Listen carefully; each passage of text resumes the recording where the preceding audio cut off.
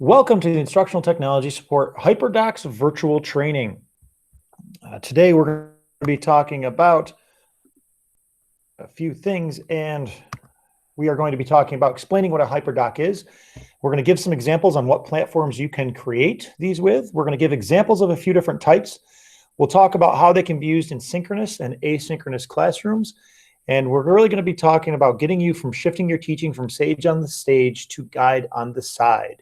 As a reminder, always make sure your microphone is muted because we are recording this for future viewing. So let's really get into what a hyperdoc is. Hyperdocs are originally based as a document, a Google document that has a gathering of resources and links and activities for students to put together their learning. It's kind of gone beyond that. It doesn't really necessarily have to be just a Google Doc. We'll talk about some of the other different types of stuff that it can be. It's anywhere that you can get and have students engage and use and gather their information and what they've learned in one spot. This website, hyperdocs.com, is awesome. It has a lot of resources available. I'm going to just jump over to that for you. This is Hyperdocs, that website, that link that I gave you, and it has a lot of different templates that you can use. So if you're getting started and not sure what to do, this comes up with, or this gives you a bunch of different templates that you can use for a basic and easy hyperdoc lesson. And that's this is one of the things that I had here. This is one of the templates here. They just talk about the lesson title. They start off with something to engage students at the beginning of the lesson. It could be a video, an image, a quote. One thing I like to use is something I stole from Discovery EDU, and that would be the 2-4-1, the 2 clues, 4 photos, and one other thing to get kids to guess what you're going to be talking about. Another thing that I sometimes would use would be, I would take 3 things that might seemingly be unrelated and try to center my lesson around that. For example, when I talked about advertising, I took Spider-Man, watches, and the train company, and how those 3 things were put together to talk about stuff like that.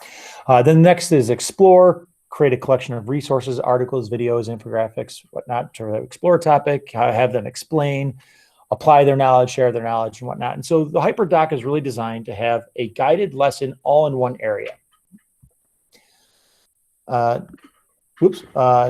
what platforms can you create a hyperdoc on? Well, again, as I said before, it was designed to be used on Google Docs, hence the term hyperdoc.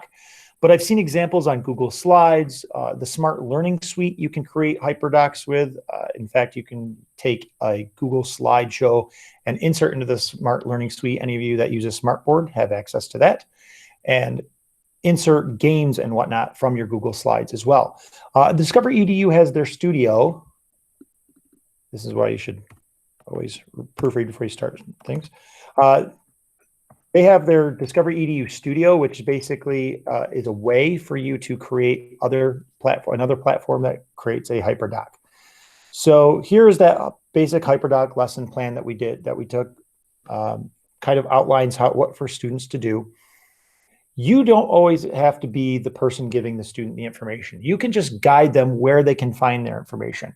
When I talked about inserting videos to a lot of teachers had some worries about, well, I don't want to, I don't like really my voice. I don't like being on camera.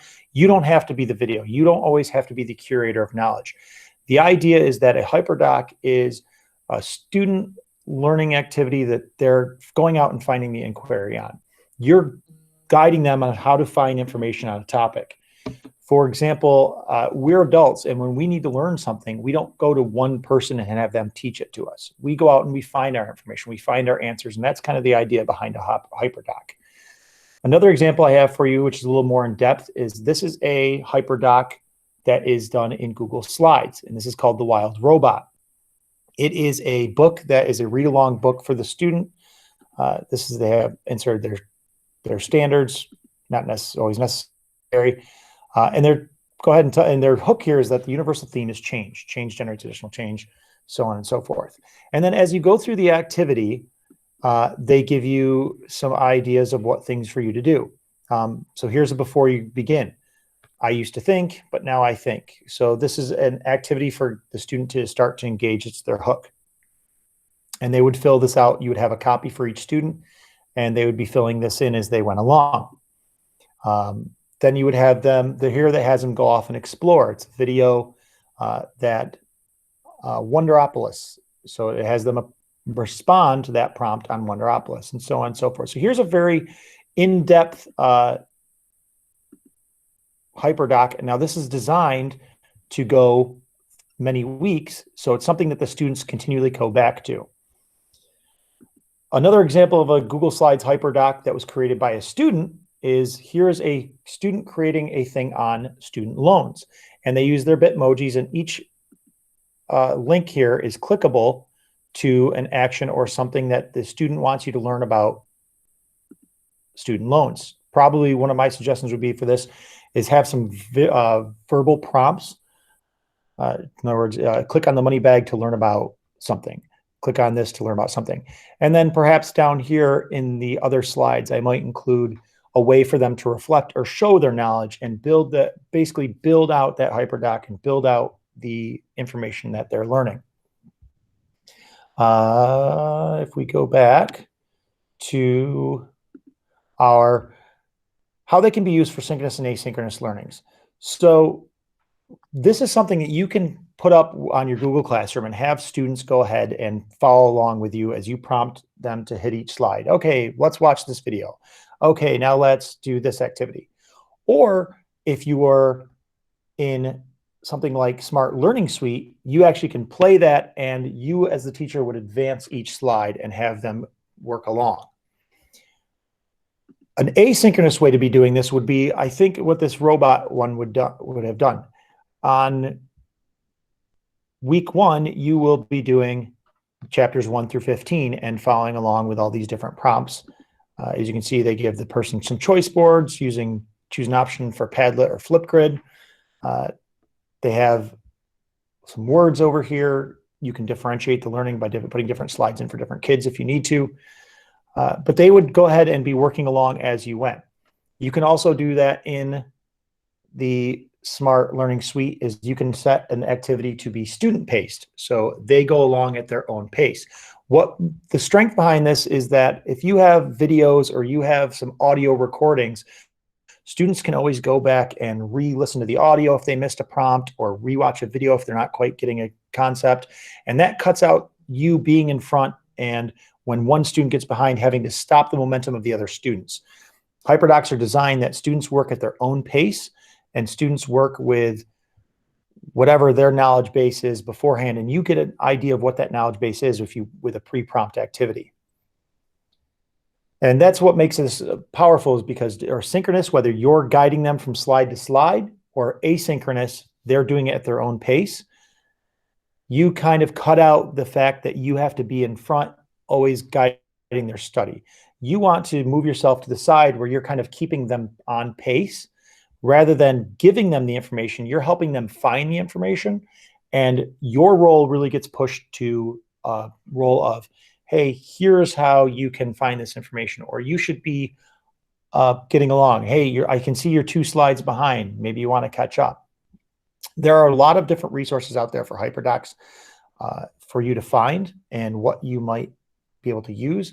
Again, I would start with this Hyperdocs training. They actually have some videos and some courses on creating these. So here's what is a Hyperdoc, what do Hyperdocs look like, which is really what we talked about here. How to start using Hyperdocs. So when you go out there, if you go and search for Hyperdocs online, you'll find a ton of resources out there that will help you figure out what's going to work best for you. It's kind of why I had set this one here from that website, that I will put website links at the bottom of the video on YouTube. Here is an actionable set of things that you can do. And here's everything that administration loves to see in a lesson plan as well. How are you going to engage, explore, explain, apply, share, reflect, and extend that information? Now, this might not always work for everybody. You might be able to come up with 2 or 3 different levels if you want to differentiate the instruction. It's very easy to say, these students I want to engage, explore, and explain. The next level of kids are going to apply and share. or you can use it as a different differentiation of a rubric style. Minimum is to do the first 4, engage, explore, explain, apply. To get a higher grade, you would add share and reflect. Maybe to earn a perfect score, you would do extend. But Hyperdocs allow you to create individualized and targeted education for different students, rather than just having a worksheet for everybody else. And that's where the power comes in. A worksheet is you give them the information, they answer the sheet. A Hyperdoc is you give them the tools to find the answers and guide their learning, but don't exactly give them the information. The goal here being is that we're making our students lifelong learners. So that's everything that I have to say on Hyperdocs. What I'm going to do is I'm going to stop the recording and I'll take any questions from people. So let me stop the recording here.